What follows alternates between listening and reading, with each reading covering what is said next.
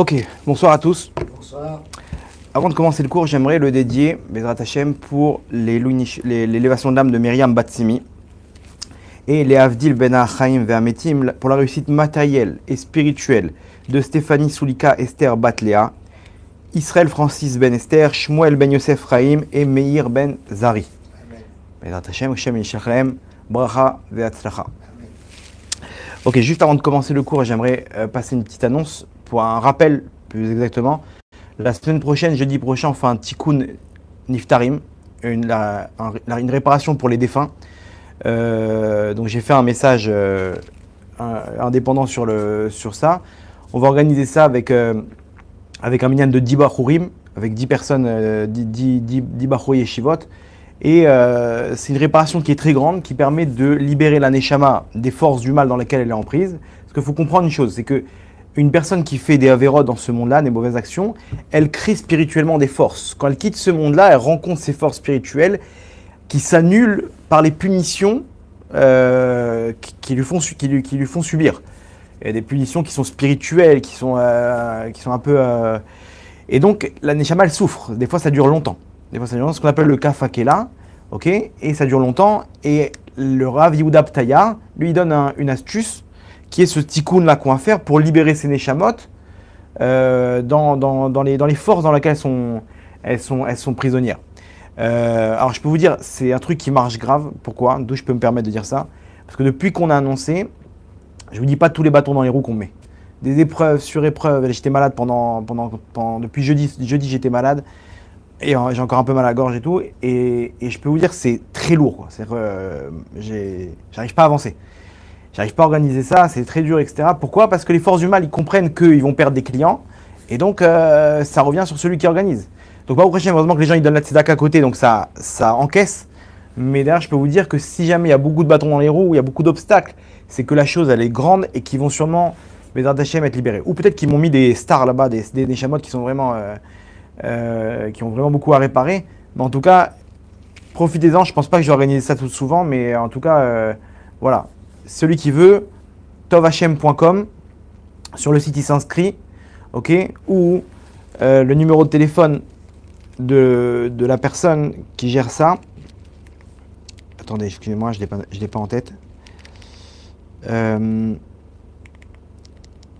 c'est un numéro WhatsApp, un numéro français WhatsApp, c'est le 07 69 70 23 20, d'accord ? Donc voilà, et bon, voilà, tenez-moi au courant et inscrivez-vous pour vous et pour vos défunts, Bezrat Hashem. C'est quoi le cours ce soir? Alors, voilà. Bon, Bezrat Hashem, j'espère que j'arrive à me concentrer là. Ma tête, elle est un peu fatiguée, mais on va quand même essayer de voyager un petit peu pour ce cours-là. Le cours, il risque d'être intéressant. Le sujet du cours, c'est du plus profond des enfers jusqu'au trône céleste. Est-ce qu'il y a un moyen pour faire en un instant une personne qui est dans les plus profonds des enfers, qui est dans la pire des situations, au niveau de ses avérotes, au niveau de sa situation spirituelle, matérielle, et qu'en un instant, il arrive à atteindre les sommets? Est-ce que c'est possible ça ou pas? On va voir comment ça marche. Mais il est clair en tout cas aujourd'hui, il faut comprendre, on est dans le char Noun des Touma. On est dans le 50e degré d'impureté. On est à la fin de l'exil. Je ne connais pas une personne qui ne souffre pas. Les gens, ils souffrent. Les gens, ils ont des problèmes. Les gens, ils ont leur réparation à passer. Le Machar, il est en train d'arriver. Et il n'y a plus de paiement là. On ne peut plus faire ça en plusieurs Gilgoulim, en plusieurs incarnations. Là maintenant, on y va jusqu'au bout. Chacun, il doit réparer. C'est sûr qu'on verra les fruits de cette réparation, de cet effort à la fin. Et Hachem, il nous pousse, il dit non, je peux pas mon fils, je peux pas écouter tes filotes, t'es obligé d'aller jusqu'au bout, t'es obligé ma fille, je suis désolé, encore un petit peu. Et on y va, et on se dit qu'on n'a pas les forces, et finalement on descend encore un peu plus bas, et on se dit ça y est, stop, jusqu'où on va descendre. Et on descend encore, et on est dans des enfers terribles. Tout ça à cause de quoi? De nos fautes. On répare nos fautes. Notre mission sur Terre, elle est mise en place par rapport à nos fautes. Vous comprenez bien que le dossier que j'ai, la difficulté, elle est mise en place, l'obstacle pour arriver à réparer ma neshama, à pouvoir faire quelque chose dans ce monde, à réaliser ma shlichut, ma mission sur terre, ces obstacles qui me font souffrir, ils ne sont mis en place qu'à cause de mes avérotes. C'est-à-dire, s'il n'y avait pas d'avérotes, alors les obstacles, ils auraient été beaucoup moins importants. Donc, Hachem, il a combiné ça par rapport à des avérotes. Donc, ça fait mal. On n'arrive pas à s'en sortir, c'est dur. Et on souffre. Maintenant, c'est notre faute. C'est le fruit de nos fautes. En isurim belo chet. Il n'y a pas de souffrance sans faute. Quelqu'un qui faute pas, sa vie, c'est un Gan Eden. Alors, pourquoi il y a des religieux qui souffrent? On ne sait pas ce qu'ils font en coulisses, premièrement. Ils fautent aussi. Des fois, c'est du Lachon Hara, des fois, c'est d'autres avérotes. De Ben Adam Lachavero avec leurs prochains. Les élèves de Rabbi Akiva. Sur le plan Ben Adam Lamakom, vis-à-vis d'Hachem, ils étaient parfaits. Mais vis-à-vis de leurs prochains, ils ont des fautes. Alors, il y a des religieux, vis-à-vis de leurs prochains, ils font des fautes. Ils sont punis sur ça. Alors qu'ils font Shabbat au top, ils étudient la Torah du matin au soir. Et les non-religieux, eux, au niveau de leurs prochains, ils ont des bonnes valeurs, mais au niveau vis-à-vis d'Hachem, ils sont en l'air. Ils font pas Shabbat, ils font pas. Donc chacun on a son compte. Il y a pas d'erreur. Il y a pas d'erreur. Et on souffre. Maintenant la question est-ce que en un instant, il est possible de sortir de tout ça, de sortir, comme le titre de secours, du plus profond des enfers et d'arriver jusqu'à Hachem, sans passer par toutes ces galères, sans passer par tous ces obstacles. Et effectivement, il y a un moyen, Rabotai. Il y a un moyen, on va essayer de le développer ce soir, ensemble, parce que moi, je ne suis pas arrivé à ce niveau-là, et j'aimerais bien y arriver. Et donc, le cours, il s'adresse à moi en premier. Si vous voulez vous renforcer avec moi, alors, vous êtes les bienvenus. Donc, c'est parti. Comment faire pour sortir et faire tomber toutes les murailles en un instant, et sortir de la pire des épreuves, et d'arriver jusqu'à Hachem, et à ce moment-là, rentrer directement dans le tikkun de notre neshama, sans passer par toutes ces galères, sans passer par toutes ces réparations. Hachem, il est bon, il y a un moyen. C'est quoi ce moyen? C'est le cours de ce soir. Ok? Donc, on va faire un petit voyage jusqu'au trône céleste, Bezrat Hachem. Chacun d'entre vous, et je vous laisse là-bas, Bezrat Hachem. Je vous laisse là-bas. Vous restez dans ce monde-là, mais votre tête, votre neshama, elle est au trône céleste. Ok, c'est à Kavod. Ok? Donc, on part pour un petit voyage. Yoni, c'est bon? Ok, alors, pour comprendre comment ça marche, on va parler de ce qui s'est passé dans la paracha de cette semaine. La paracha de cette semaine, ok, donc de Choukat, de ce Shabbat-là, il y a l'histoire où on nous raconte comment Moshe Rabbeinu, il a été puni, et à cause de ça, il n'est pas rentré en Israël. Ok, donc c'est un peu flou cette histoire. C'est un peu tabou. On ne veut pas trop en parler. On n'est pas trop d'accord. Là-bas, les commentateurs, ils ne sont pas trop d'accord. On ne sait pas trop exactement c'est quoi. Quand il y a beaucoup d'avis, ça veut dire que c'est pas clair. Il y a des choses, c'est clair, tout le monde sait pourquoi. Korach, pourquoi il s'est fait engloutir? Parce que le problème, c'est la marloquette. Le problème, c'était les disputes qu'il y avait au sein du Ham Israël. Moshe Rabbeinu, chacun il a son avis. C'est pas clair. Hachem, il a été sévère avec Moshe. On essaie de trouver, mais même ce qu'on propose, excusez-moi, même les propositions, elles sont tirées par les cheveux, quoi. C'est des trucs, bon, quoi, que pour ça, il n'est pas rentré en Israël.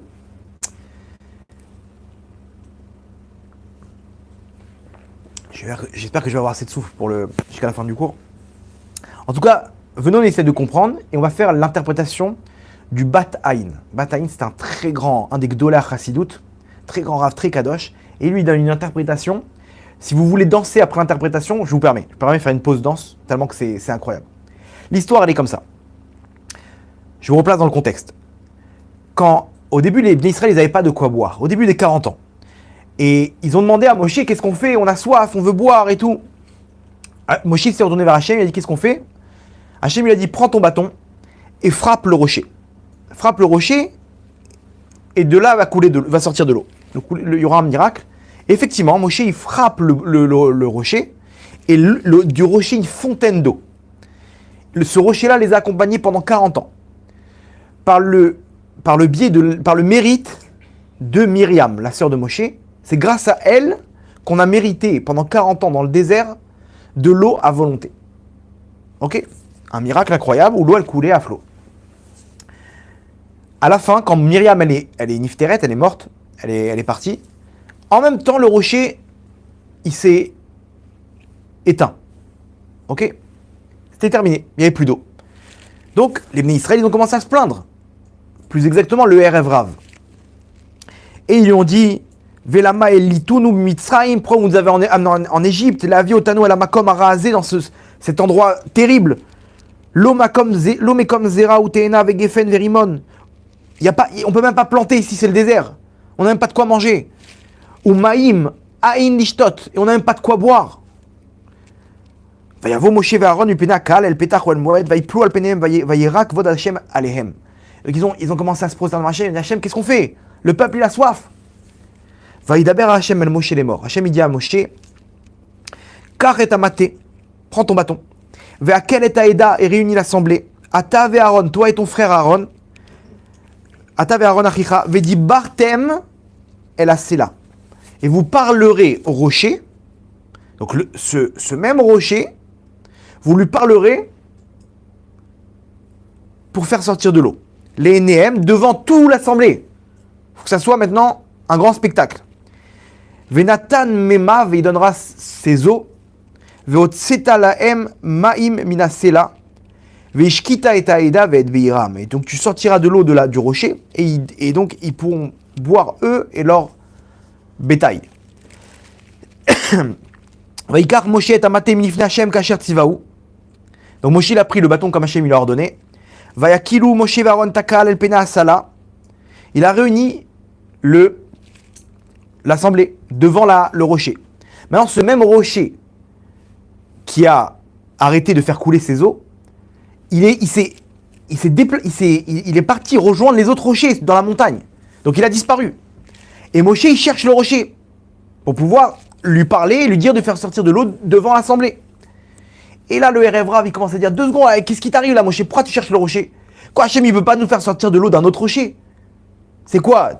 En fait, tes sorcelleries, elles marchent que sur ce rocher. C'est ça? Vas-y, montre-nous que ça peut sortir de n'importe quel rocher. Moshe, il craque, ils n'arrêtent pas de se plaindre. Ils sont pleins avec ils n'avaient pas de quoi manger, il leur a donné de la manne. Après, ils voulaient de la viande, ils voulaient des poissons, il leur donnait les slaves là-bas, les poulets. Après, ils se sont plaints, on ne veut pas monter en Israël, avec ces explorateurs, et Korah. Moshe, il craque, il a dit, mais ça suffit, jusqu'à quand vous allez râler? Regardez ce qu'il leur dit. Shimuna Amorim, écoutez, les Morim, c'est les révoltés. Ceux qui se plaignent, quoi. Morim, c'est ceux qui se plaignent. Arrêtez de vous plaindre. Qu'est-ce qui vous arrive de faire les lourds comme ça? Les lourdeaux, on va les appeler comme ça. Les lourdeaux. Et c'était même pas les Bnei Israël, c'était le Erev Rav. C'était ceux qui sont montés d'Égypte, les sorciers qui sont montés d'Égypte, qui sont venus pour tester Moshe et son Dieu. Ils sont convertis, mais ils sont pas convertis pour Hachem, mais ils voulaient voir cette force-là. C'est intéressant. Viens, on va voir cette sorcellerie, comment ça marche. Et ceux qui ont fait le veau d'or, etc. Et Moshe leur dit, Vayomer lahem, Shimuna Amorim, écoutez les révoltés. Amina Selahazé, Notzilachem Maim. Ça y est, quoi, vous voulez que ça sorte d'une autre pierre? C'est bon, il y avait un rocher là-bas. Pourquoi vous cherchez les problèmes? Écoutez bien la suite. Vayarem Moshe et Yado, Vayach et Asela. Il a levé son bâton, il a frappé le rocher. Pourquoi tu frappes le rocher? Hachem, il t'a demandé de parler au rocher. Moshe, il décide de frapper le rocher comme la première fois. Mais Mathéo, pas Maïm, 2 fois, il a frappé. Pourquoi? Rachid nous dit parce qu'au début, l'eau, elle a sorti que des petites gouttes d'eau. Le rocher, il a sorti que des petites gouttes d'eau.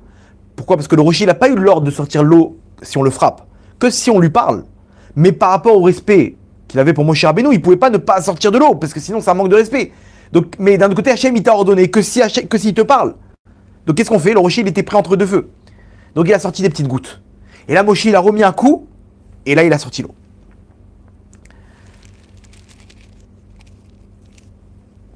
Vaïtseu Maïm Rabim, et là, l'eau, elle a coulé à flot. Vatesh Taeda, et elle a bu l'assemblée, ou Beiram et leur bétail. Et juste après, Vayomer Hashem el Moshe vel Aaron. Écoutez bien, Hashem, il a dit à Moshe et Aaron, Ya'an loeman tembi, parce que vous n'avez pas eu la foi en moi, vous n'avez pas eu la émouna en moi, leagdisheni, pour sanctifier mon nom. Les Bnei Israël au nom devant tous les Bnei Israël. La reine l'otavio et takalazé, elle a arrêté sa chanatilaem. C'est pour ça que vous ne pourrez pas amener ce peuple-là en Eretz Israël. Punition, vous ne rentrez pas en Israël. Pourquoi? C'est quoi le problème? Hachem, il leur dit, parce que vous n'avez pas eu la émouna. Que quoi? Alors oui, il y a un détail important. C'est que quand il a frappé sur le rocher la deuxième fois, l'eau, elle est sortie de tous les rochers de la montagne. Donc, même s'il avait écouté Moshe, les plaintes, il avait dit, ok, vous voulez quoi là? C'est quoi le problème? De sortir d'un autre rocher? N'importe quel rocher, vous croyez que c'est un problème pour Hachem? Hachem, il est limité. On prend n'importe quel rocher. S'il avait fait ça, Moshe, il avait parlé au rocher. L'eau, Hachem, il a montré, regarde, l'eau, elle est sortie de tous les rochers. Finalement, tu aurais pu répondre à leurs plaintes. Et donc, il y a eu... Donc, bien sûr qu'il y a un grand miracle, quand même. Mais c'est pas le miracle qu'Hachem, il attendait. Donc, entre guillemets, ils ont réduit Hachem. Et c'est à cause de ça qu'ils ne sont pas rentrés en Israël. Ça, c'est l'histoire. On a beaucoup de questions. La première question, c'est pourquoi... Qu'est-ce qui lui a appris à Moshe de frapper le rocher? Hachem, il t'a dit de lui parler. Il y a quelque chose qui s'est passé entre-temps. Il nous manque une pièce du puzzle. Et deuxième question, à cause du fait qu'ils sont réduits, qu'ils ne rentrent pas en Israël. Mais c'est grave, quoi. C'est bon, ils ont pas fauté, quand même. Ils n'ont pas fait la sanctification du nom d'Hachem comme ils auraient dû le faire.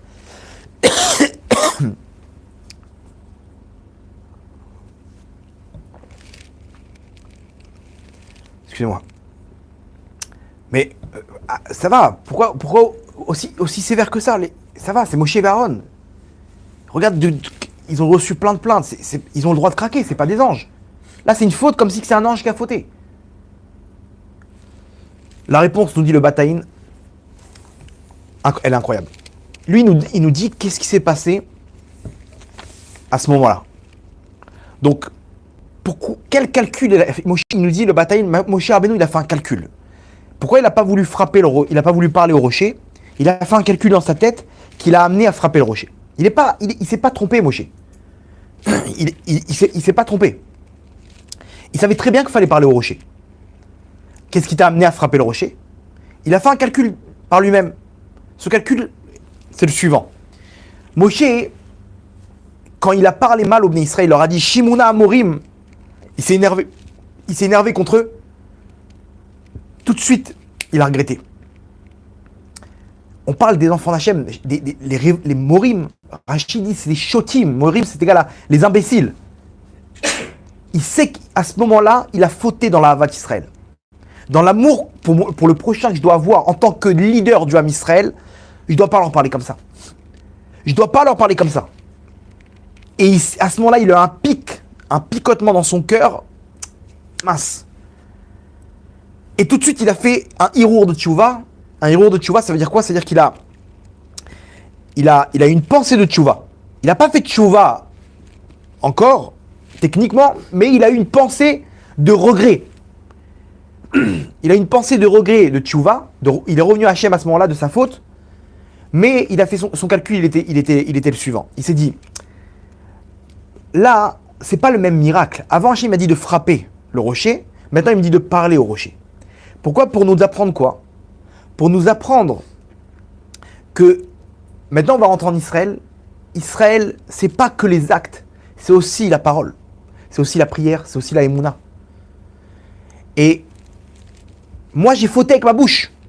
Pourquoi? Parce que je les ai appelés les révoltés. Donc, je ne peux pas utiliser ma bouche maintenant pour faire ce miracle. Moshe lui-même, il était conscient. Il a dit, je suis descendu de niveau. Donc, je suis obligé de frapper le rocher comme à l'époque. Je n'ai pas cette force que je peux avoir dans ma bouche parce que je suis tombé avec ma bouche. Donc, c'est pour ça qu'il a frappé le rocher. Maintenant, elle est où sa faute? C'est un bon calcul ou pas? Magnifique. Il ne peut pas utiliser sa bouche. Il dit, je peux pas, je suis tombé, j'ai parlé mal du Ham Israël. Donc je ne peux pas utiliser ma bouche. Hachem, il lui dit, Yann, Loé Mantembi, t'as pas eu la émouna en moi? Tu ne peux pas rentrer en Israël. Mais pourquoi j'ai pas eu la émouna? Vous savez ce qu'il lui a reproché Hachem à Moshe? L'erreur qu'il a fait Moshe, t'as pas la émouna que ton hirour de tchouva, que ta tchouva que t'as fait même dans ta pensée, elle a effacé ta faute? Normalement, t'aurais dû te dire quoi, Moshe? C'est vrai, j'ai fauté, mais t'as eu un hirour de tchouva, t'as eu une pensée de revenir vers moi. T'as regretté ta faute dans la pensée. T'as pas eu la foi et la émouna que ce hirour de tchouva, il a pu effacer la faute. Normalement, ta pensée, elle fait sauter la faute. Si elle fait faute, elle fait sauter la faute, donc tu n'as pas de raison de ne pas parler au rocher, puisque tu n'as plus de faute. Mais Moshe Rabbeinu s'est dit non, j'ai fait tchouva, mais j'ai encore la faute. Vous voyez, elle est où la faille? C'est avec moi ou pas?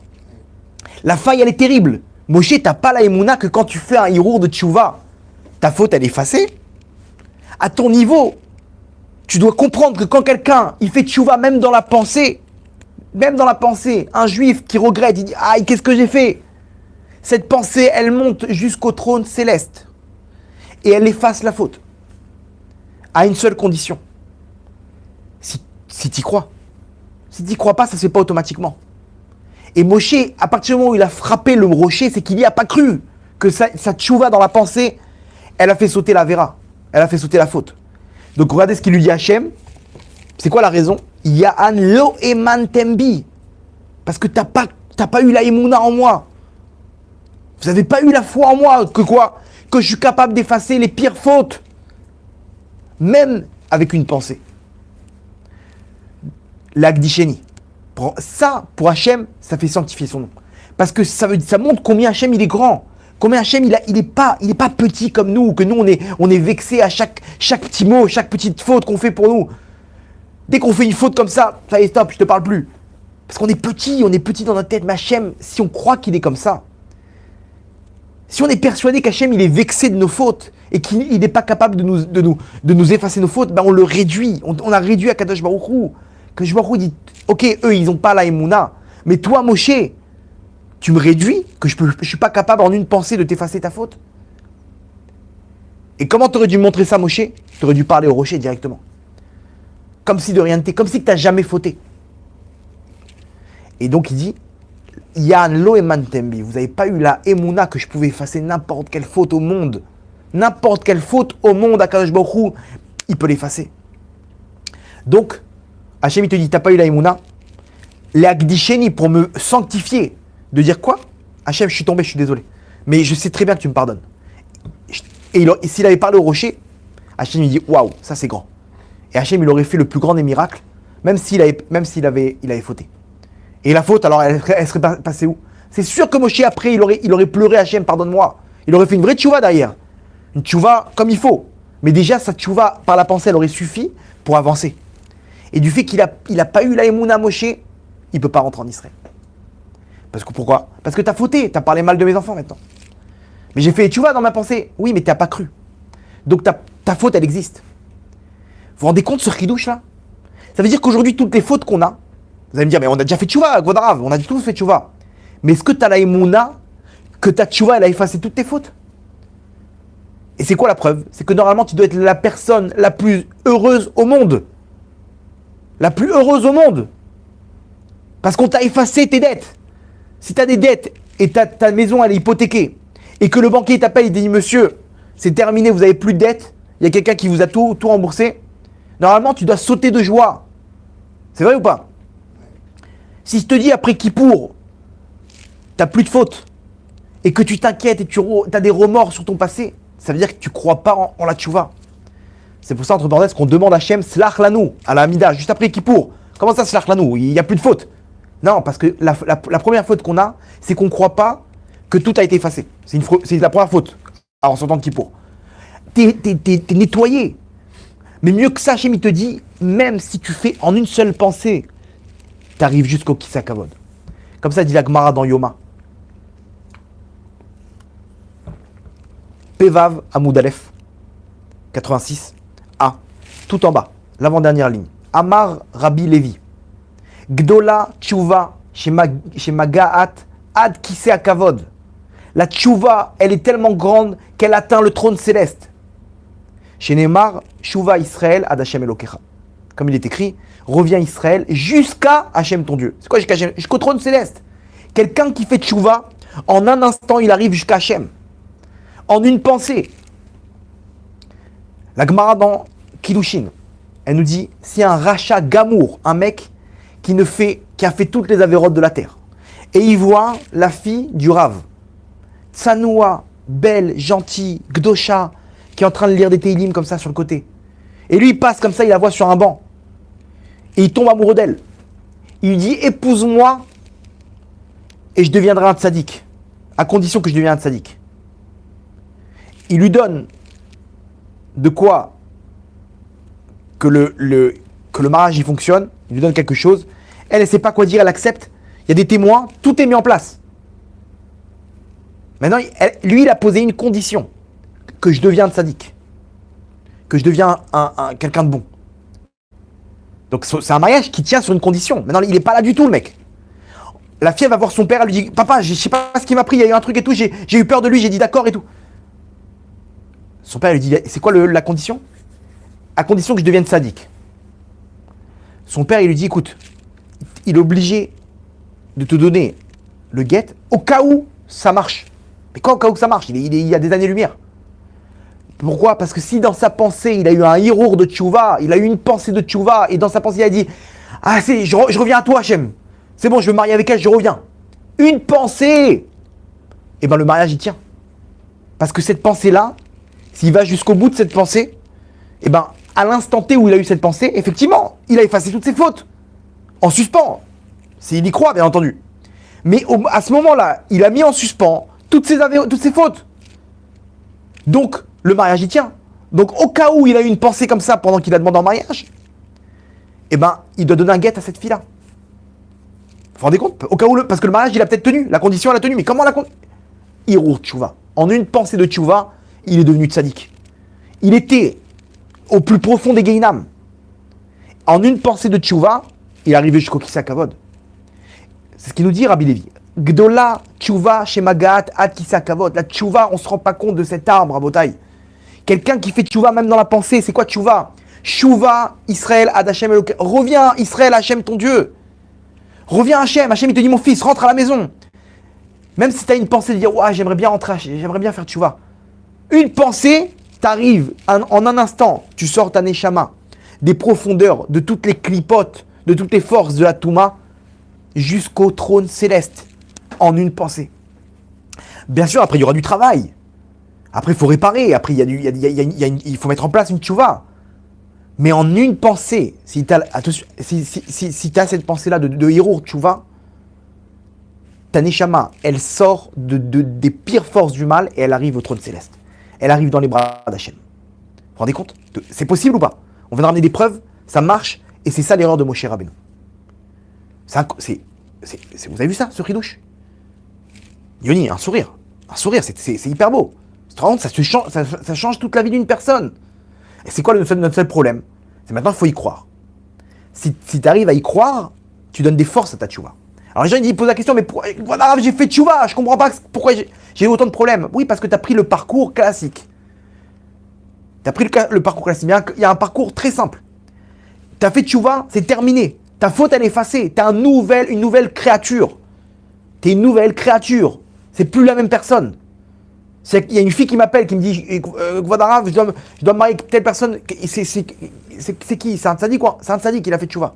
Oui, mais qu'est-ce qu'il a fait avant? Je sais pas. Comment ça, vous savez pas? C'est une nouvelle créature. Je sais pas. Sa neshama n'est plus la même. Bien sûr, il doit mettre un plan en place. Maintenant, il y a une guerre. C'est pas aussi simple que ça. Mais déjà, le passé, c'est terminé. Le passé, c'est terminé. Et une fois, une fille, elle m'a appelé. Elle m'a dit, Gvadara, je vous en supplie, aidez-moi et tout. Je sais pas si j'ai fait tchouva. Et j'arrive pas à avancer dans ma vie. Elle était pas bien. Vraiment, elle était pas bien. Elle me dit, j'ai peur, je vais me retrouver devant Hachem. Qu'est-ce que je vais dire? Et moi, je comprenais pas. Je dis, mais vous avez fait tchouva ou pas? Oui, j'ai fait tchouva, mais qu'est-ce que je vais dire? Je dis, mais excusez-moi, il y a une contradiction dans vos paroles. Si vous avez fait tchouva, alors c'est terminé. Vous allez arriver devant Hachem. Quand on va vous montrer le film de votre vie, il n'y aura pas cet élément-là dans le film. Non, mais vous vous rendez pas compte, c'est des années. Qui me dit que j'ai fait tchouva comme il faut? Et en fait, j'ai compris que sa faille, c'était quoi? C'est qu'elle vivait au présent son passé. Mais quand elle faisait ça, elle remettait en cause sa tchouva. Et donc, elle était tout le temps avec des problèmes. J'ai dit, écoutez, vous êtes sûr que vous avez fait tchouva? Elle me dit, bah oui. C'est-à-dire quoi? Vous avez pleuré pour... Bien sûr, j'ai pleuré. Toutes les larmes de mon corps, je pleure tous les jours pour demander pardon à Hachem. Mais il y a une contradiction dans vos paroles. Si vous avez fait tchouva, je vois pas c'est quoi le problème là. Il y a plus, ça n'existe plus tout ça. J'ai dit, écoutez-moi bien. Je dois faire ma arvit maintenant, je vous laisse. Je vous rappelle dans 20 minutes. Mais entre-temps, il faut que vous vous décidez. Est-ce que vous avez fait tchouva, oui ou non? Parce que si vous avez fait tchouva, c'est terminé le passé. Ça n'existe plus, toutes ces avérotes, ça n'existe plus. Il faut prendre une décision. J'ai fait tchouva, oui ou non? Il y a eu un blanc. Elle me dit ok, Kevod Rav. Je l'ai rappelé 20 minutes après. Une voix, c'était plus la même voix. Hyper joyeuse. Mais vous savez quoi? J'ai une bonne nouvelle à vous annoncer. J'ai fait tchouva. J'ai plus d'avérote. Je dis ben voilà, super. Maintenant on peut parler du futur. Alors c'est quoi le problème? En un instant, elle s'est rendue compte, mais c'est... Après je l'ai mis en contact avec ma femme elle me dit, jusqu'à maintenant elle me parle combien, ça lui a enlevé un poids. Elle était pas sûre, elle avait besoin d'entendre qu'elle a fait tchouva. Parce qu'on n'est jamais sûr, est-ce que ma tchouva a été acceptée ou pas? Elle a entendu ça, elle a pu se concentrer sur le futur. Alors bien sûr, il y a du travail, c'est maintenant que tout commence. Il faut mettre en place, il y a un chantier, il y a un bâtiment à construire. Mais déjà, on ne vit pas cette construction-là avec le passé. C'est terminé. Elle a tourné une nouvelle page. Qu'est-ce que ça fait du bien à une personne qui dit « Waouh, je repars à zéro. C'est terminé, ça y est, c'est fini. On a fait le tikkun shovavim, on a fait ce qu'il faut. C'est terminé, ça est stop. Il n'y a plus rien, zéro, blanc. Ça veut dire qu'on a pris comme si on a pris un objet en argent. On l'a fait fondre dans le feu, donc toutes les saletés, elles ont brûlé tout ce qui était incrusté là-bas, et on l'a remis dans un moule, on a refait la neshama. C'est ça la tchouva. C'est terminé, Rabotai, c'est terminé. Vous vous rendez compte jusqu'où ça va? Regardez comment c'est fort. Dans quel paracha Hachem nous a mis cette histoire? La paracha Troukat. La paracha Troukat, c'est la paracha qui nous parle de la vache rousse. C'est quoi l'histoire de la vache rousse? C'est une mitzvah. Shlomo Amelech, il disait, l'homme le plus intelligent de tous les hommes, parmi les hommes, Shlomo Amelech, Salomon, le roi Salomon, il disait Rechoka imemi meod. Cette mitzvah-là, je la comprends pas. Il comprenait toutes les mitzvot dans tous les domaines. Le sens kabbalistique, je comprends pas ce système-là. C'est contradictoire. C'est quoi le principe? On doit trouver une vache rousse. Alors, une vache rousse qui n'a pas porté le joug sur elle. On l'a vérifié avec une loupe. Chaque poil, s'il y a un poil qui est plié, ça veut dire qu'on lui a mis un poids sur elle. Elle n'est pas cachère. On ne peut pas la prendre.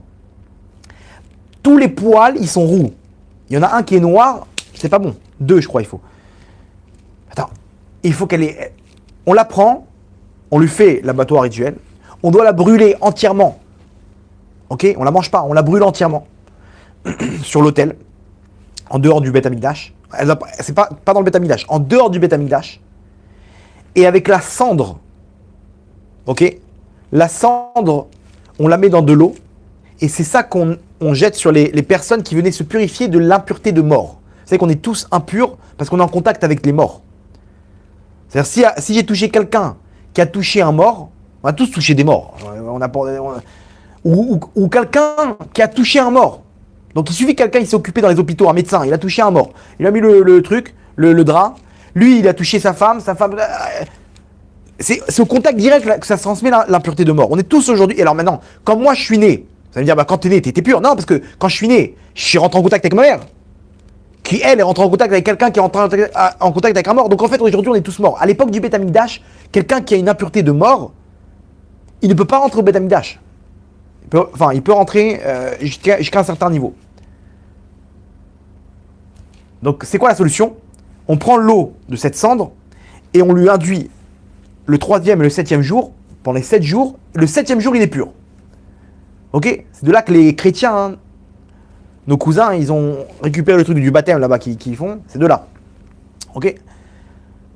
Dans tous les ustensiles, pareil. C'est le même principe. Non, imaginez-vous comment c'est incompréhensible. Pourquoi? Parce qu'on prend une vache rousse. Vous savez, c'est quoi le rouge selon la Torah? Le rouge, c'est la couleur des forces du mal. Le Satan, c'est quoi sa couleur? Le rouge, ok. Qui n'a jamais reçu de fardeau. C'est-à-dire quoi? Quelqu'un qui n'a jamais reçu de fardeau, c'est anti-Torah. Anti-Torah, quelqu'un qui n'est pas... c'est quelqu'un qui est dans l'abandon, quoi. C'est anti-Torah. La Torah, c'est le fardeau. On te donne des instructions.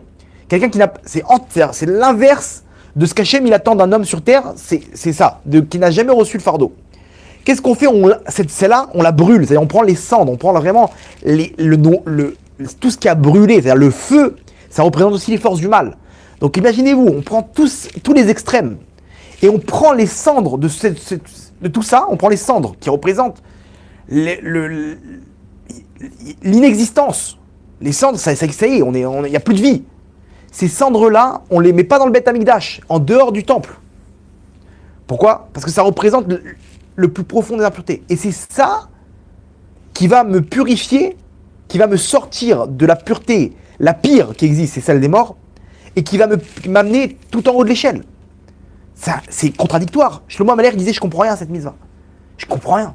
On prend les pires forces du mal, et c'est ces pires forces du mal à combiner qui amènent la pureté la plus grande. Maintenant, vous allez comprendre comment ça colle bien.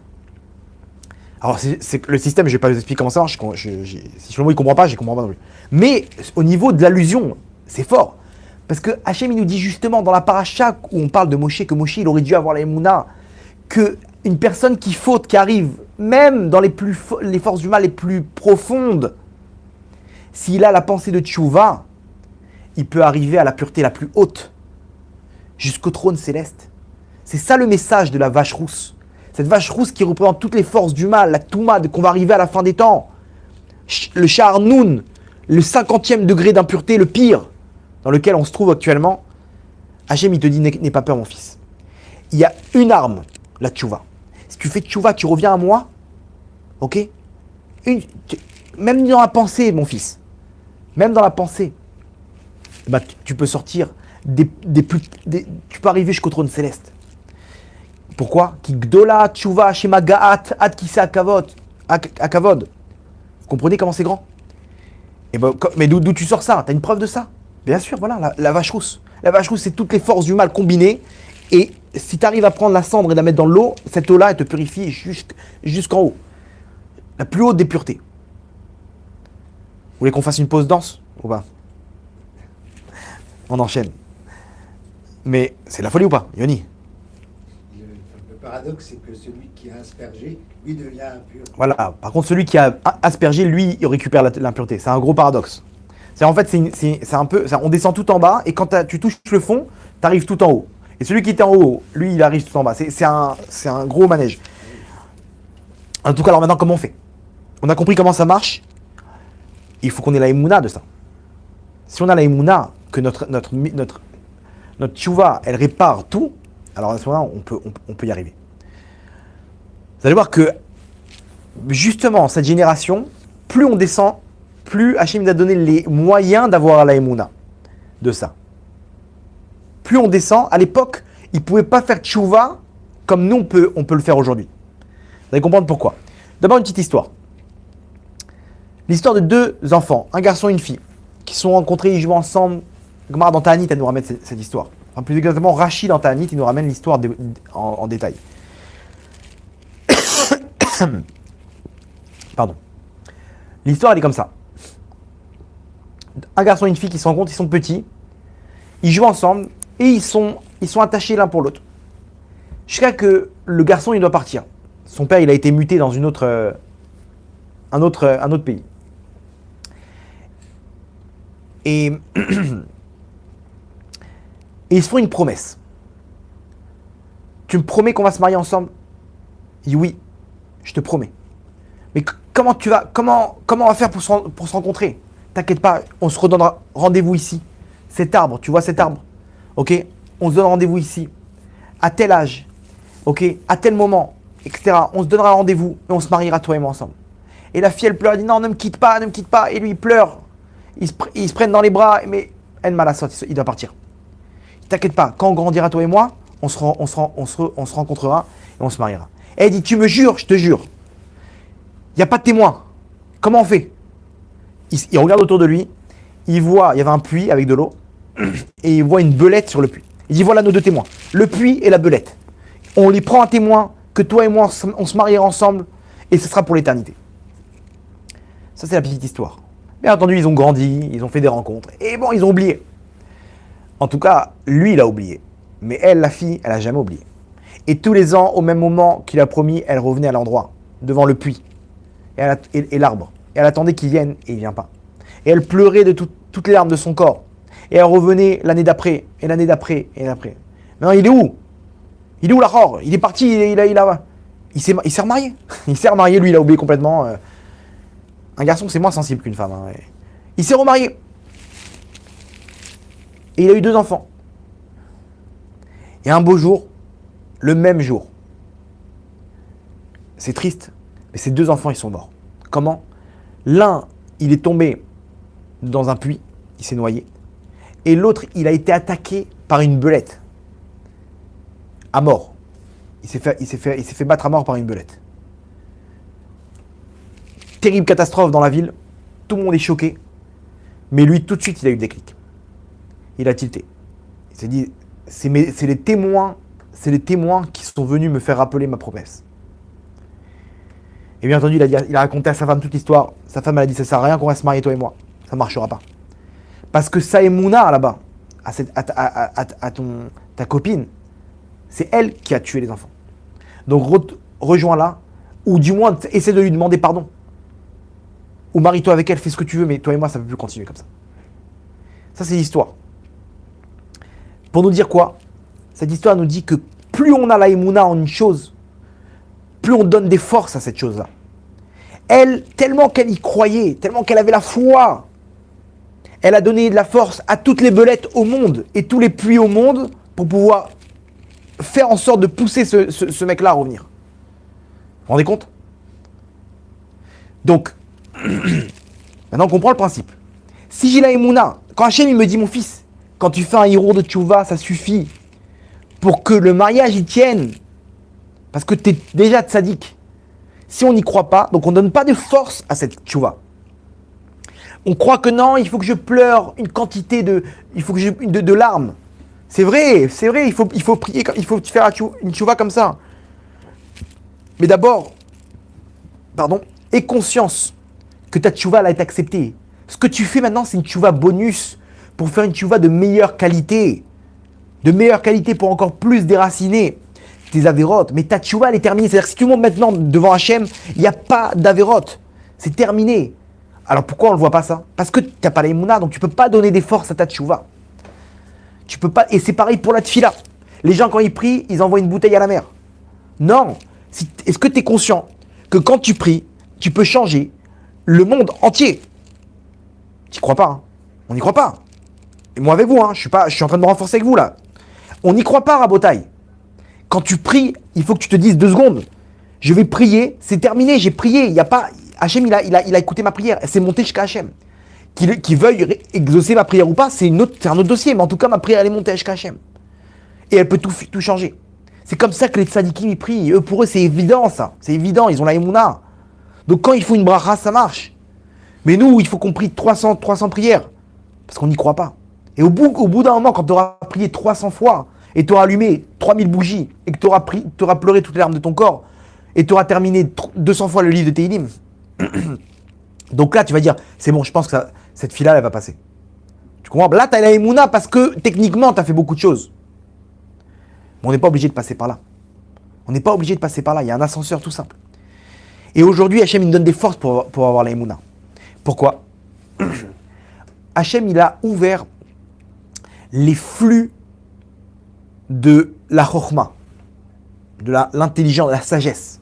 C'est pour ça qu'aujourd'hui, on rentre dans une génération où la technologie a fait qu'évoluer. Essayez de vous rendre compte dans quelle époque on vit.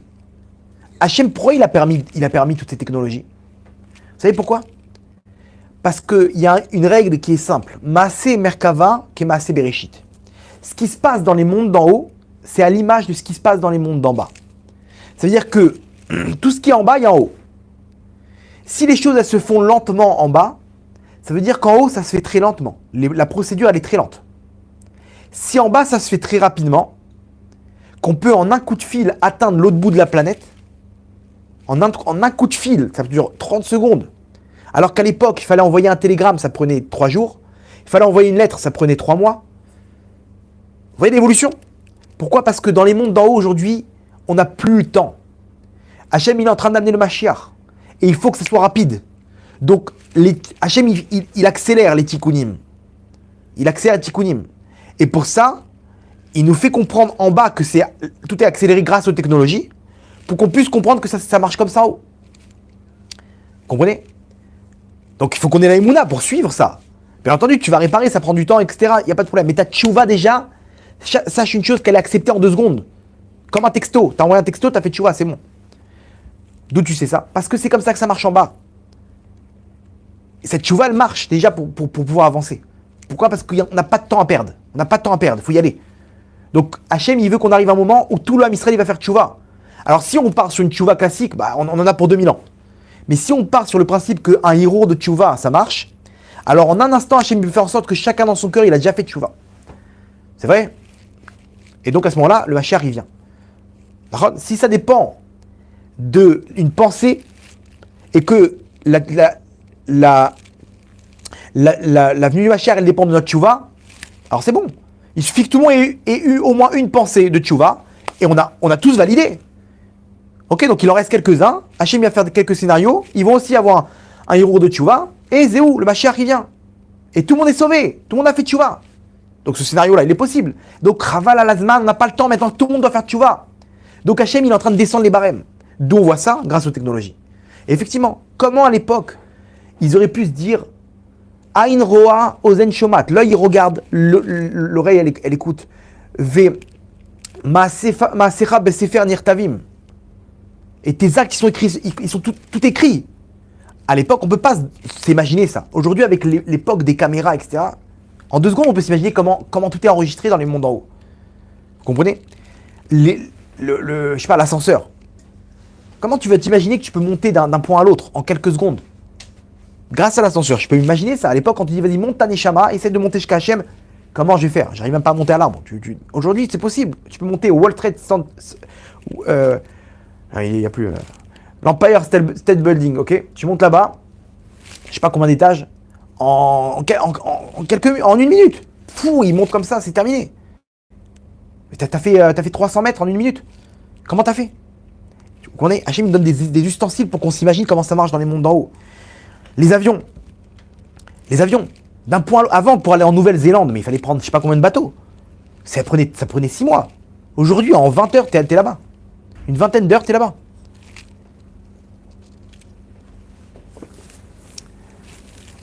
Et bien entendu, Internet.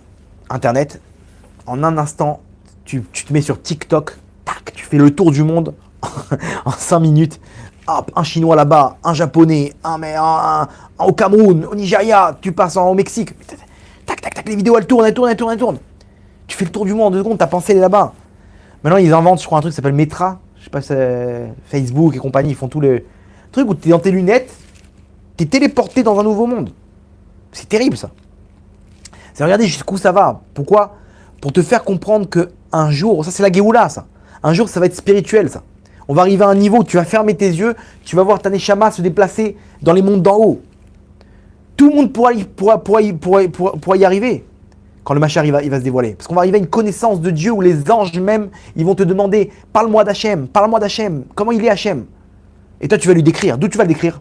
Parce qu'en un instant tu vas fermer tes yeux, hop, téléporté. Gan Eden Elion, Gan Eden Tarton, enfin l'inverse.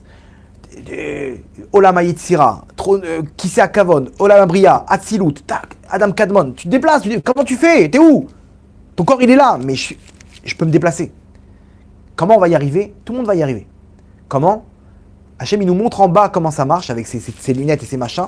Pour te dire, ça va se passer comme ça. Tu vas fermer les yeux, tu seras dans la yeshiva de Rabbi Akiva. Dans la yeshiva de Rabbi Nachman Breslev. Du Rabbi, du Baal HaTanya, de Rabbi Shimon Bar Yochai, de Moshe Rabbeinu. T'es où? Attends, je suis dans un cours là. Dans la yeshiva de Moshe Rabbeinu. Vous comprenez?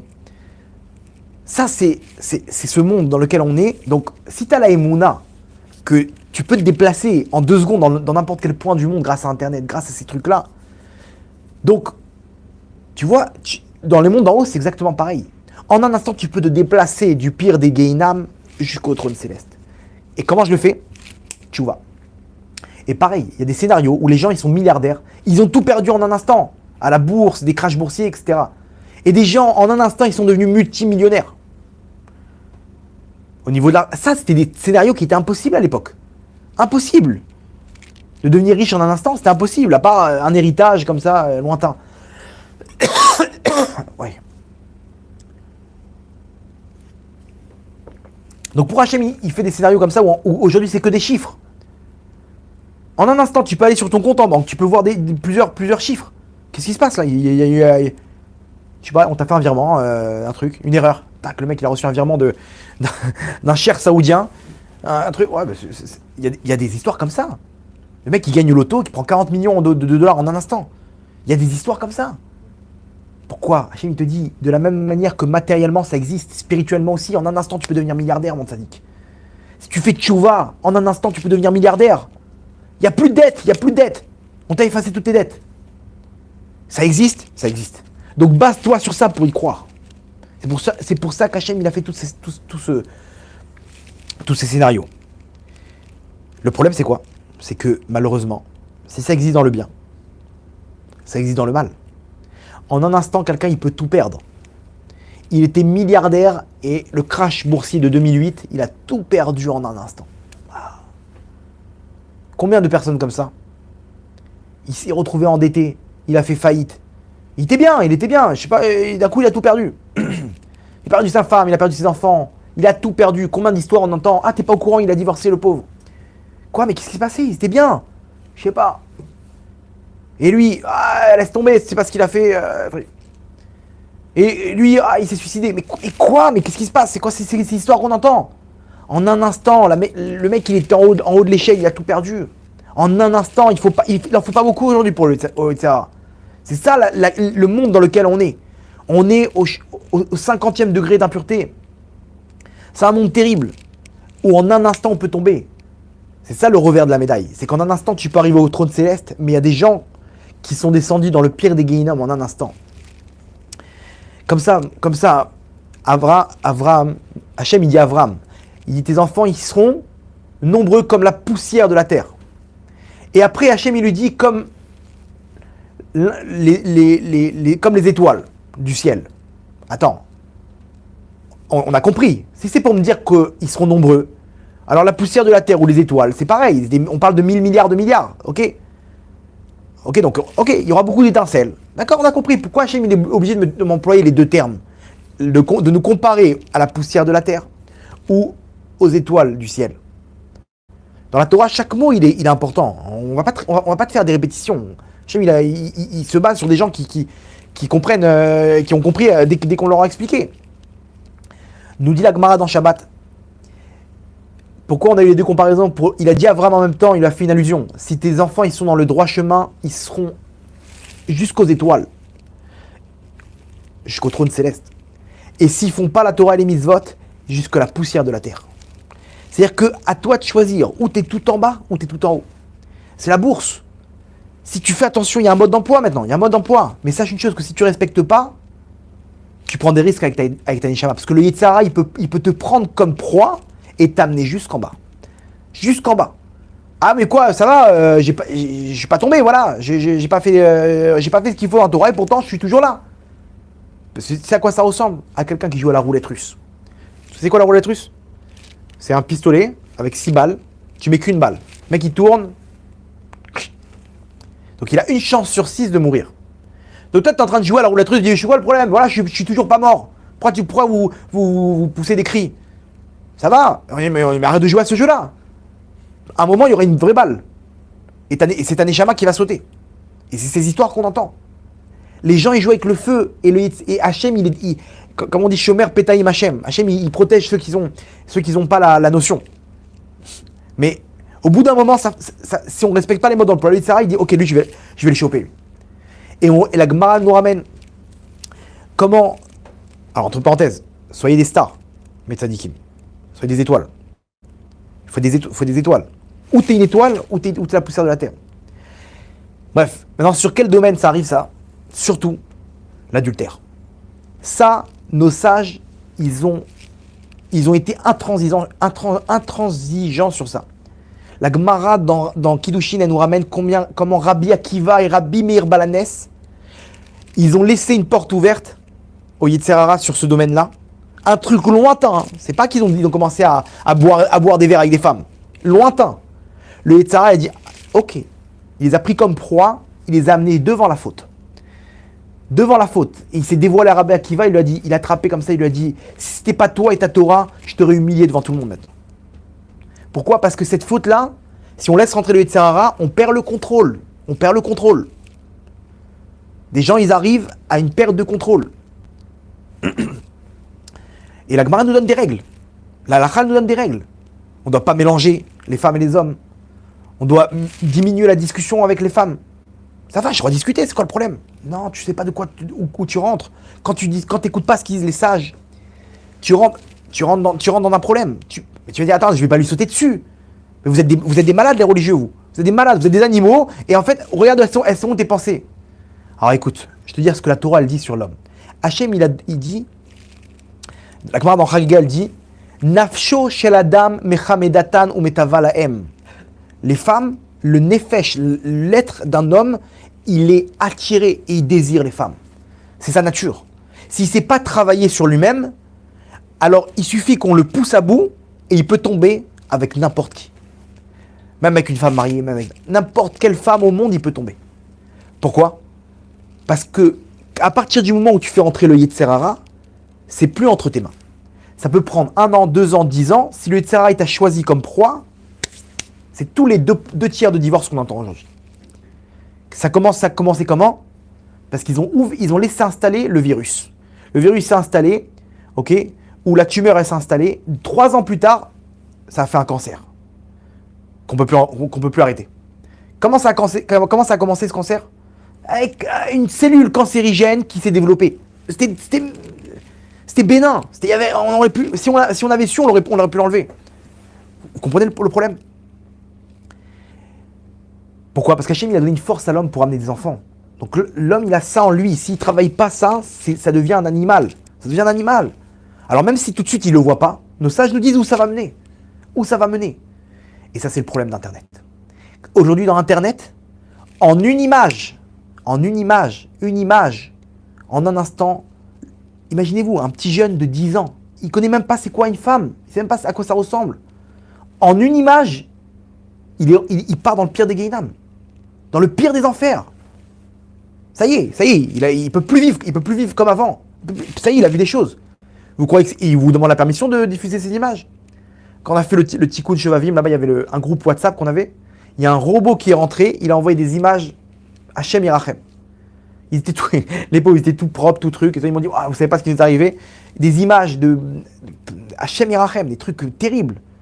Que même des femmes, elles étaient choquées de ça. Mais on n'est même pas des hommes et pourtant c'était grave. Des images terribles. C'est-à-dire, il y a des robots qui font leur pub pour leur site. Et donc, ils envoient des images à droite à gauche. Et le mec, en 2 clics, il se retrouve là-bas. Vous vous rendez compte jusqu'où ça va? En 2 clics, il se retrouve dans des trucs. À l'époque, parler avec une femme, c'était impossible. Le mec, il était dans son village. Pour rencontrer une femme et arriver à fauter avec elle, c'était impensable. Parce qu'il faut qu'il parle avec elle, il faut qu'il y ait un attachement. Ok, il n'y avait pas de boîte de nuit à l'époque. Ça n'existait pas. C'est une histoire d'il y a 60 ans, 70 ans. Vous comprenez? Pour aller voir une prostituée, c'était à l'autre bout du pays.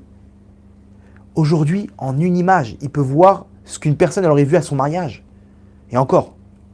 Vous vous rendez compte? Moi, je les vois, les petits jeunes.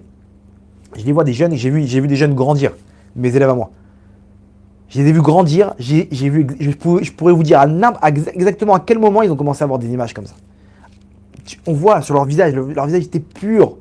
Ils avaient 10 ans, ils étaient purs. Et d'un coup, le visage, il change, il y a un changement. Il y a quelque chose de cruel en eux. Il y a quelque chose de mauvais. C'est quoi ça? C'est les clipotes, c'est les forces du mal. Comment ils ont eu ça? En 2 ans, ils sont sur Internet avec leur téléphone. Vous comprenez? Donc quelqu'un qui dit ouais mais ça va, on fait que discuter. Mais même WhatsApp, il n'y a plus de règles. Parce que WhatsApp, il n'y a même plus de honte. T'envoies un smiley, t'envoies une petite phrase. Quand t'es avec une personne, t'as honte de lui dire tes sentiments. Mais là non, c'est bon. Et c'est des gens qui sont mariés, des gens qui tombent. Comment ça commence? Ils discutent, on discute, c'est rien, ça va, c'est une copine. Et ça discute. Et après les cas, ils arrivent jusqu'à nous. Vous comprenez? Donc c'est terrible ce qui se passe aujourd'hui. Les photos, elles sont distribuées sur WhatsApp, sur Facebook, sur Instagram. En un instant, on peut descendre. Vous savez, c'est quoi les forces qu'il y a là-bas sur Internet? Les forces du mal qu'il y a. Les forces du mal terribles. Celui qui n'a pas de filtre, il est en danger. Celui qui n'a pas de filtre, il laisse le Yetzer Hara s'installer. Vous comprenez? C'est très grave. C'est-à-dire qu'en fait, il est en train de jouer à la roulette. Il dit, mais attends, mec, Vaudra, moi, je regarde vos cours sur Internet. Je me suis renforcé grâce à Internet. Ok. Tu es en train de jouer à la roulette. Tu es en train de prendre ta neshama, tu la mets en jeu. Faites vos jeux, rien ne va plus, hop, la boule elle tourne. Ou tu tombes sur un cours qui va t'amener au trône céleste, ou tu tombes sur un film, une image terrible qui t'amène juste en bas. Jusqu'en bas. À quoi ça sert? C'est ce qu'on est en train de jouer, on est en train de jouer nos Neshamot en jeu. Allez, vas-y, tac, je joue. Et Hachem, dans sa grande montée, il nous protège. Mais jusqu'à quand? Il faut comprendre que c'est destructeur. Destructeur.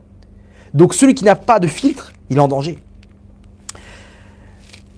Je me suis dit que j'allais vous parler des filtres, mais j'allais vous donner un numéro de téléphone pour celui qui veut passer à l'acte. Il y a une personne qui s'appelle Avram Journeau. Ok, il y a quelqu'un qui m'a parlé de lui. Il s'occupe de mettre des filtres. C'est une application, c'est tout simple. Il m'a fait qu'il protège, qu'il n'y ait pas de photos comme ça.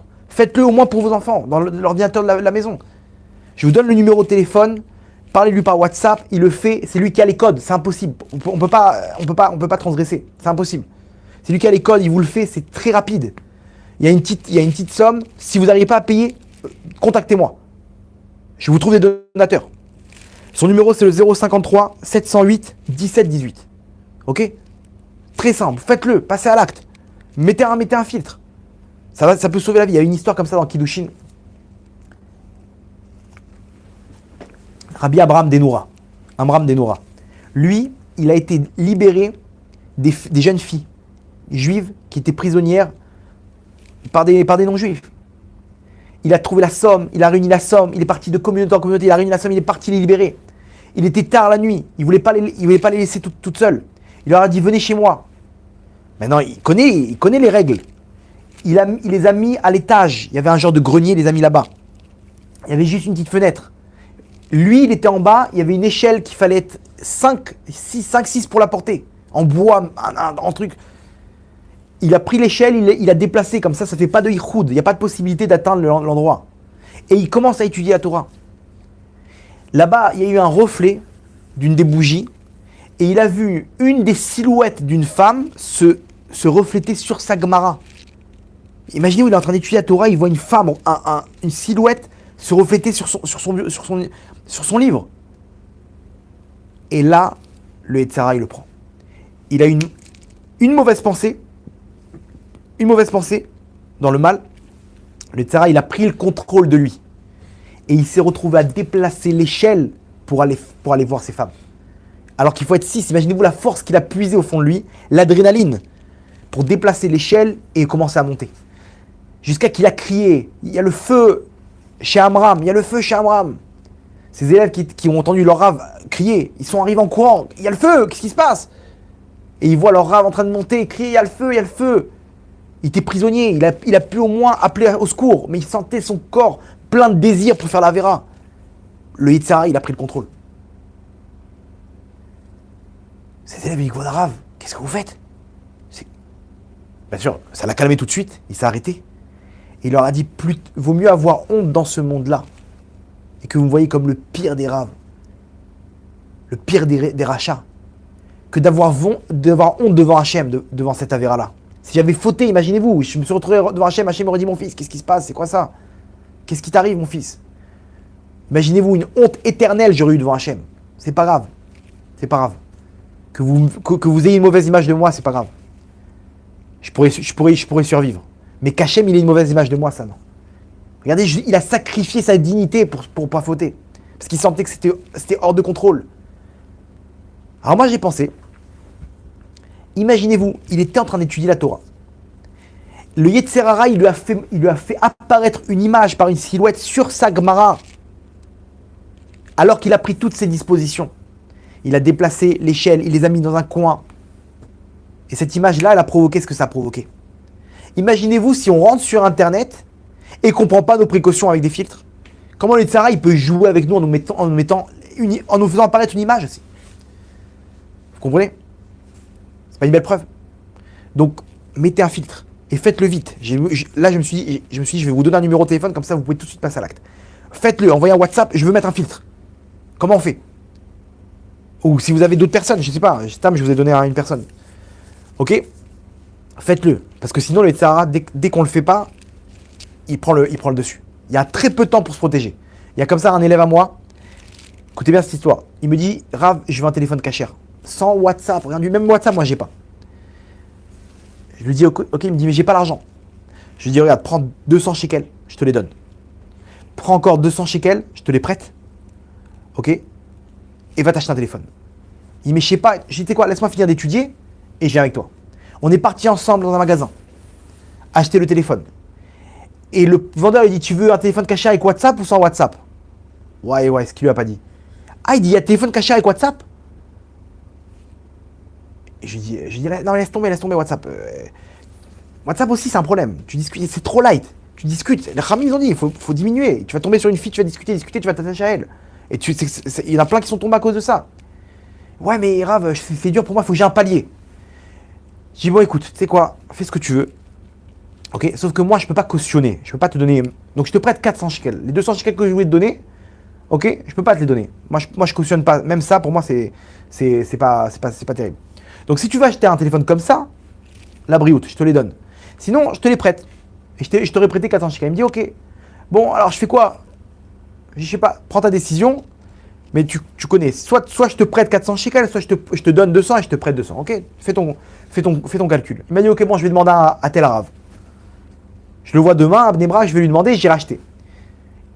Il n'a pas demandé, il a oublié, il a gardé de côté l'argent pour une fois qu'il aurait la réponse pour acheter son téléphone. La semaine d'après, il s'est retrouvé dans un Shabbat, on lui a volé ses 400 shekels. Mes 400 shekels en fait. Et il me dit, grave, je suis désolé, j'ai plus les 400 shekels. Tu vois ce qui se passe ou pas? Le Yetzirara, on était dans le magasin pour acheter. Regarde le Yetzirara, tu crois qu'il va te laisser? Non seulement il t'a pas laissé l'acheter, mais en plus, tu peux même plus l'acheter le téléphone. Et alors c'est pas grave, capara pour les 400 shekels, mais comprends que combien tu peux sortir de force de cette histoire. Combien le Yetzirara, il t'a directement neutralisé, ça a pris quelques jours, il a pas rigolé. Donc perdez pas de temps. Perdez pas de temps parce que cette chose-là, elle peut amener c'est grave. C'est grave, c'est Gog ou Magog, Internet. C'est Gog ou Magog. Pas Internet, je parle pas Internet en général, mais les forces du mal, ils se déchaînent. Entre parenthèses, Gog, Google, ça commence par les mêmes lettres. Google, c'est Gog. Il y a les forces du mal, elles se battent là-bas, elles prennent les neshamot, elles les déchirent là-bas sur Internet. Avec les filles, avec tout ça. Ça, c'est la avéra. Il y a plein d'autres avérotes qui peuvent amener une personne jusqu'au Gainam. En tout cas, prenez vos dispositions, protégez-vous, parce que nous, aujourd'hui, on a appris une chose, la tchouva. La tchouva, elle amène la personne jusqu'en haut. Jusqu'en haut. Et Rabbi Nachman, il dit, Imatama amin shatay chol et kalkel, ta amin shatay chol et taken. Si t'as la émouna que tu peux détruire, et on voit toutes les avérotes dans lesquelles on est maintenant. On voit une personne, elle se réveille un beau jour, elle dit, ouais, qu'est-ce que j'ai fait dans ma vie? Qu'est-ce que j'ai fait? Comment je vais réparer tout ça? 2 secondes. T'as la émouna que tu peux arriver jusque-là. Si je t'avais dit, regarde où tu vas arriver, pourquoi tu y crois? Tu y crois, oui ou non? Oui, j'y crois, j'y suis dedans. Rabbi Nachman te dit, alors maintenant, et la émouna, que tu peux faire exactement pareil dans le bien, pour réparer. Là où tu es descendu, c'est exactement là où tu vas monter. Tu es descendu très bas, alors sache qu'il t'attend maintenant un parcours incroyable, où tu vas être un des plus grands sadikim de la génération. Mais pour ça, il faut que tu aies la émouna, mon sadik, il faut que tu y crois. Parce que si tu n'as pas la émouna, tu ne pourras pas y arriver. Ça va prendre du temps, tu vas y arriver. Ça va prendre du temps.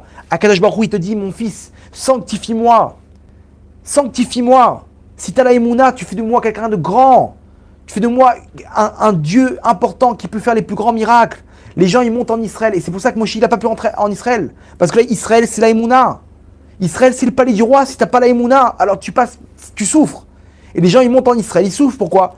Parce qu'ils n'ont pas la émouna. Akadosh Baruch Hu, en Israël, tout est possible. Il peut faire de toi le plus grand des tzadikim, la plus grande des tzadikettes. L'homme le plus riche du monde.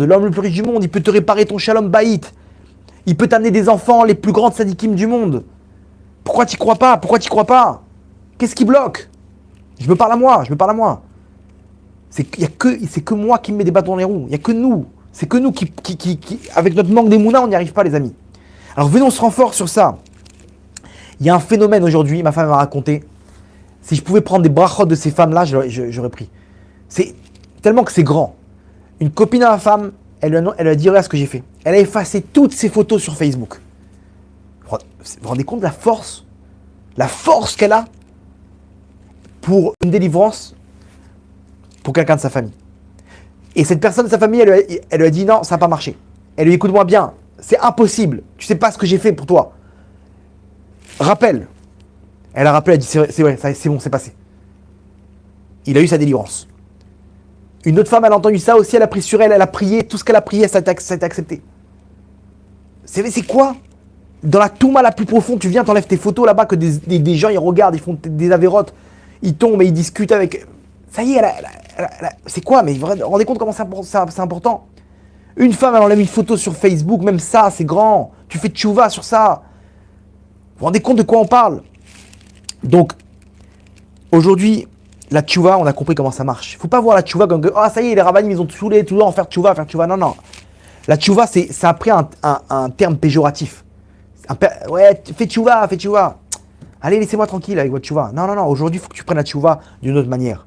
La tchouva, c'est le plus beau cadeau qui existe au monde. La tchouva, c'est en un instant rentrer dans les bras d'Hachem. En un instant, rentrer dans la maison d'Hachem, au trône céleste. Le trône céleste, c'est quoi l'image? C'est le palais d'Hachem. Tu reviens juste à côté d'Hachem. C'est-à-dire que tu es propre. Pour entrer dans le palais, il faut être propre. La teshuva, elle te nettoie ta neshama. Vous vous rendez compte? Tchouva, la chouv el Hachem. Et le he, c'est Hachem. La chouv el Hachem, revenir à Hachem. Ça, c'est la tchouva. C'est le plus beau cadeau qu'Hachem il a fait à Israël. Parce qu'il dit, mes enfants, je sais que vous êtes des hommes. Je sais que vous pouvez tomber. Mais n'oubliez pas que je suis tellement grand que je peux t'effacer tout ça en un instant. Ouais, mais j'ai trompé ma femme, Hachem. Fais tchouva. Fais tchouva et c'est terminé. Ah, mais comment je vais faire? J'ai pas fait Shabbat pendant toutes ces années. Chut, tais-toi, mon fils. Allez, fais tchouva. Hachem, j'étais pas noir. Matzadeket, allez, viens. Viens, ma fille. Entre à la maison. Comment? En un instant, tu fais tchouva, c'est terminé, on n'en parle plus. Allez, on reconstruit, bien sûr, il faut que tu t'habites ta noix, il faut que tu fasses toute la Torah et mitzvot. Bien sûr, on va pas te faire tchouva et de retourner en boîte de nuit. Mais comprends que ta tchouva, donne-lui des forces, parce que c'est là-bas que ça commence, c'est là-bas que tu rentres à la maison. Vous comprenez comment ça marche? C'est hyper grand, et c'est faisable, c'est entre nos mains, il faut qu'on le prenne. Comme une Formule 1 qui rentre dans les stands, c'est ça la tchouva. On se fait massacrer, on se fait mitrailler, nos yeux, nos oreilles, notre bouche, on mange des trucs bizarres, on tombe dans ce monde, il faut dire ce qui est. Parce que on est à la fin de la galoute. Hachem, il t'a dit, mon fils, je vais te donner un remède magique. Même si tu prends une balle dans l'épaule, tu prends ce truc-là, c'est terminé, t'es guéri. Ça s'appelle la tchouva. Comprenez? Donc on peut tomber, on est des hommes, mais n'oublie pas de faire tchouva. N'oublie pas de comprendre combien la tchouva elle est grande. On va terminer avec une petite histoire, si vous voulez bien. Il y avait un soldat qui était dans les bureaux, pas un combattant, un soldat dans les bureaux. Son bureau, il était dans les tours Azrieli. J'ai déjà raconté cette histoire, mais alors, regardez comment elle colle bien. Les tours Azrieli, c'est les 3 tours qu'il y a à Tel Aviv. Son bureau, il est dans les plus hauts étages. C'est un bureau de l'armée, ils ont je sais pas ce qu'ils font, etc. Mais là-bas, il y a un des bureaux, c'est un bureau de l'armée, qui appartient à l'armée. Et lui, son service, il le fait là-bas. C'était pendant la guerre de plomb durci. Là-bas, il y avait des roquettes. Toutes les heures, il y avait des roquettes sur Israël. Les roquettes sur Tel Aviv, elles étaient un peu plus rares. Maintenant, lui, il était avec son casque, il était concentré sur un truc. Et vous savez, là-bas, c'est des trucs qui sont fermés. Et il y a une sirène d'alarme. Une azaka, une sirène, tout le monde à l'abri. Il y a un miklat, ok? Et c'est là-bas qu'ils doivent se réfugier. Maintenant, tout le monde est parti en courant, ils l'ont oublié. Ils l'ont même pas prévenu, lui, il n'entend même pas la sirène. Et il voit autour de lui, c'est vide. Après, il se lève comme ça, il voit le bureau vide, il est le seul. Il enlève son casque, il a très bien compris, il entend la sirène qui vient de s'arrêter. Ça veut dire quoi quand la sirène vient de s'arrêter? C'est-à-dire que maintenant il te reste 5 secondes pour foncer au miklat, à l'abri, dans la chambre forte. Il lève les yeux et il voit le missile devant ses yeux. Imaginez-vous, le missile, il est à sa portée parce qu'il est en hauteur. Il voit le missile foncer, il est face au missile, imaginez-vous la scène. C'est-à-dire, il sait que dans les 5 secondes qui vont suivre, le missile il va traverser le bureau et lui avec. Il va exploser là-bas, il n'a aucune chance de survivre. Aucune chance parce que là-bas, ils mettent des billes et des vis et des trucs. Quand ça explose, même si la personne elle est loin, une vis, un débris d'une bille ou quoi que ce soit, ça part à une vitesse que ça peut couper, ça passe dans le cou, le mec il meurt, direct. Ça fait des dégâts terribles. Il se retrouve face au missile. Maintenant, il témoigne. Il dit, je suis face au missile. Je ne sais pas c'est qui Hachem. Je ne sais pas c'est quoi la Torah. Je ne sais pas c'est quoi les mitzvot. Mais ma neshama de juif, elle se réveille. et je sens dans mon cœur une pensée de revenir à Hachem. Genre, il n'y a que toi qui peux m'aider. J'ai même pas prié, il dit. J'ai eu une pensée dans mon cœur, et maintenant on comprend c'est quoi cette pensée. Un hirour de tchouva, une pensée de revenir à Hachem, de me dire, ouais, genre, c'est même pas matérialisable, c'est même pas, on peut même pas matérialiser cette pensée. Qu'est-ce que tu as pensé exactement? Il va dire, je sais pas, j'ai eu une pensée où il y a que toi qui peux m'aider. Il y a que toi là-haut qui peut m'aider. Il revient à Hachem en une pensée. Il raconte, dès que j'ai eu cette pensée dans mon cœur, je vois le missile trembler et partir en un instant à gauche. Je vois un autre missile derrière. Pareil, il tremble, boum, à droite. Trois missiles d'affilée, il les voit devant ses yeux. Je le vois devant mes yeux trembler et passer comme si qu'on les a basculés. Comme si on leur a mis des revers. Ils sont tombés, un dans un terrain vague et deux dans la mer. Non. Ils ont posé la question un jour. C'était une interview, vous pouvez la trouver. Une interview de CNN d'un dirigeant du Hamas. Il lui dit, mais vous savez pas viser? Pourquoi vous envoyez 3000 missiles sur Israël? Il y a 2 morts. Comment c'est possible? Vous savez. Il leur a dit qu'on ne sait pas viser, on est surentraîné. On s'entraîne à tirer dans la mer des missiles, on rate aucune cible. Sur quelques mètres d'écart. On rate aucune cible. Écoutez bien la phrase qu'il leur a dit, c'est enregistré sur CNN. Il leur a dit, mais qu'est-ce que vous voulez qu'on fasse que leur Dieu, il repousse les missiles? Vous entendez cette phrase? Un dirigeant du Hamas, c'est pas un rave, un dirigeant du Hamas à CNN, il dit, qu'est-ce que vous voulez qu'on fasse que leur Dieu, il repousse nos missiles? Et c'est ce qui s'est passé pour ce jeune soldat. Il dit, j'ai vu ce miracle devant mes yeux. J'ai dit, c'est qui Hachem, je veux le connaître. Il est rentré dans les Shiva, Chut Shel Chesed du Rav Arush. Et il a fait une choua complète. Et comment il a mérité ce miracle? Aujourd'hui, on comprend. En un instant de là où il était, il a eu une pensée de retour vers Hachem. Et cette pensée-là, elle a suffi pour faire monter sa neshama jusqu'au trône céleste. Et là, au trône céleste, Hachem il a dit, mon fils, je m'en occupe. N'aie pas peur, reste ici. Et Hachem, il est descendu de son trône céleste et il a fait bouger tout ce qu'il faut. Vous vous rendez compte? Donc n'ayez peur de personne. N'ayez peur de personne. Là, on rentre dans une phase terrible, peut-être dans une 3e guerre mondiale. Si vous fermez les yeux et vous faites tchouva, à ce moment-là, ou même avant, c'est maintenant qu'il faut le faire. Hachem, il est directement avec vous. Il faut y croire, c'est entre nos mains. Parce que si on n'y croit pas, c'est dommage. On risque de perdre la corde qu'Hachem va nous tendre. Parce qu'Hachem va dire, mais Tarzor Bechabni, mon fils, reviens à moi. Je peux pas, Hachem. Je peux pas. Pourquoi tu dis ça? En une pensée, tu peux le faire, mon tzaddik. Aujourd'hui, on a compris comment ça marche. Donc, Shuva Israël ad Hashem Elokecha. Que le Ham Israël revienne jusqu'à Hachem leur Dieu, parce que c'est là la clé de la Shuva. C'est là la clé de la Géoula. Qu'Hachem il ramène une Géoula, Berachamim Mourim. Diffusez ça à vos amis. Fais Shuva dans ton cœur au moins. Parce que quand tout le monde le fera, le Mashiach il se dévoilera à la Makom. Yiratson, qu'on puisse voir la Géoula Berachamim, Gdolim, Baruch Adonai Leolam, Amen, Amen.